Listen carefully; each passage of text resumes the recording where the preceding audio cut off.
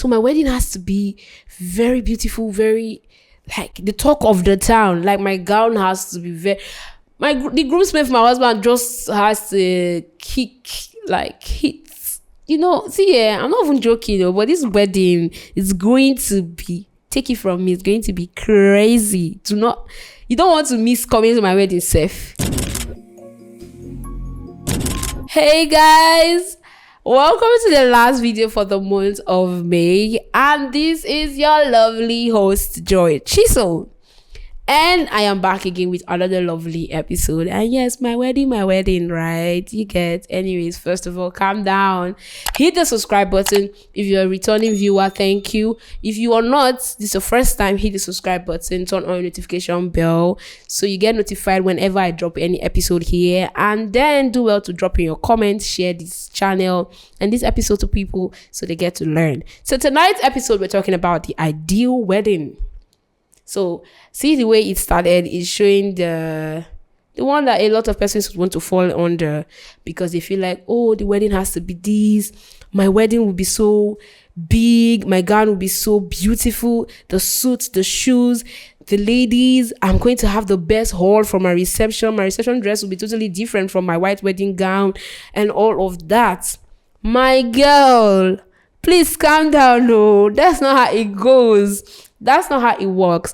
When we talk about the ideal wedding, we're talking about something that would make you and your partner happy and will not incur issues for you when you are done with it. Yes, something that would resonate your personality and that of your partner, and at the end of the day will not make you break the bank or run into debt.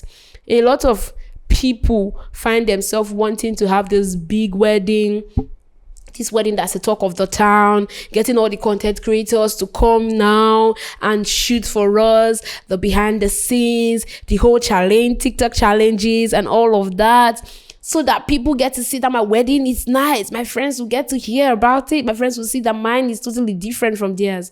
And you push your partner into going beyond their budget, going beyond what they can be able to recover from when they are done with this marriage or with this wedding. At the end of the day, you start up your marriage home with debt. You start up your marriage home with little or nothing. And that's why some of you don't even go for honeymoon. Because there's nothing remaining. What are you having? What is remaining is something that you're supposed to use to, first of all, put up the house in order and all of that. So your ideal wedding is not the one that you're using to impress the society, impress those around you, impress your friends. Your ideal wedding is the one that makes you and your partner to feel loved by each other and have the most important persons in your life there for it, to witness how much you love your partner. So do not start up with this whole vibe so that you do not delay your wedding, because some of us are found in that situation now. We have been engaged because we are planning the whole world. We are planning the world. That's why we are not getting to that stage where we are inviting people for the weddings, because we are still doing a lot of plannings and pushing ourselves. This one is not working. No, we are cutting it down. We are putting another one. We are removing this one. We are adding this one. And before you know, you're engaged for 1 year. You're not leaving that spinster level. Now people, or that bachelor level, because people are feeling like, this one does engage this girl, keep him, or this girl waiting this up. Do you get what I'm trying to say? So do not even delay your wedding with this whole vibe that at the end of the day, you allow yourself to lose yourself or lose your marriage before it even goes into starting. Do you get? So this episode I'm talking about is strictly for those people who just feel like their wedding is to show off. Your wedding is not to show off.